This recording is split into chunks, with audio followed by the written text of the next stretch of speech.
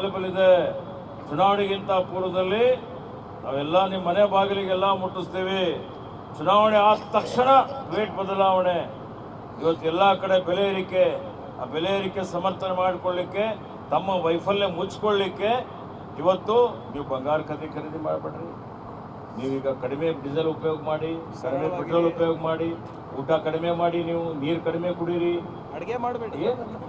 ಇದೆಲ್ಲ ಇದೆ, ಉತ್ತರ ಇದೆ. ಇದು ಒಬ್ಬ ಜವಾಬ್ದಾರಿಯುತ ಸ್ಥಾನದಲ್ಲಿ ಇದ್ದುಕೊಂಡು ನೀಟ್ ಬಗ್ಗೆ ಮಾತನಾಡಿ. 4 ಸಲ ನೀಟ್ ಪ್ರಶ್ನೆ ಪತ್ರಿಕೆಗಳು ಲೀಕ್ ಆಗ್ತದೆ. 4ನೇ ಸಲ ನೀವಿನ್ನೂ ಧರ್ಮೇಂದ್ರ ಪ್ರಧಾನ್ ಅವ್ರ ರಾಜೀನಾಮೆ ನೀವು ಕೇಳೋದಿಲ್ಲ ಅಂದರೆ ಇದ್ರಲ್ಲಿ ನೀವು ಶಾಮೀಲಿದ್ದೀರಿ ಅಂತ ಆಗ್ತದೆ ಇಲ್ಲ ಹೇಳಿ, ನೀವೇ ಹೇಳಿ. 22 ಲಕ್ಷ ಮಕ್ಕಳ ಭವಿಷ್ಯ ಇವತ್ತು ನಾಶ ಮಾಡುವಂಥ ಒಂದು ಕೆಲಸ ಏನಾಗಿದೆ. ಇದು ಯಾರೂ ಇದು ಕ್ಷಮಿಸುವಂಥದ್ದಲ್ಲ. ಇದು ಒಂದು ಅಪರಾಧ. ಇವತ್ತು ನೋಡಿ ಇಂಥ ಇವತ್ತು ಈ ನೀಟ್ ಬಗ್ಗೆ ಏನು ಆಕ್ರೋಶ ಇದೆ ಜನರ ಹತ್ರ, ಯಾವ ರೀತಿಯಲ್ಲಿ ನಡೀತಾ ಇದೆ, ಏನು ಮಾಡಿದ್ದೀರಿ, ಯಾಕೆ ನೀಟ್ ಪೇಪರ್ ಲೀಕ್ ಆಯಿತು, ಏನು ಕ್ರಮ ತಗೊಂಡಿದ್ದೀರಿ? 2 ವರ್ಷ ಕೆಳಗಡೆ ಆಗಿತ್ತು, ಅದ್ರ ಬಗ್ಗೆನೂ ಏನೂ ವರದಿ ಇಲ್ಲ.